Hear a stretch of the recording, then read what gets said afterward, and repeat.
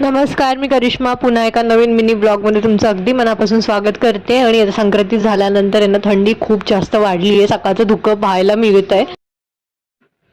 आज आहे शुक्रवार आणि टिफिनमध्ये मी जे आहे ते ऑमलेट देते आणि सोबतच रात्रीच्या 2 चपात्या शिल्लक होत्या तर ते मी नाश्त्यासाठी यूज करणार आहे. त्याच्यावरती जे अंडं आहे ते फोडून घालणार आहे. इकडे ऑमलेट करून झालं आहे माझं.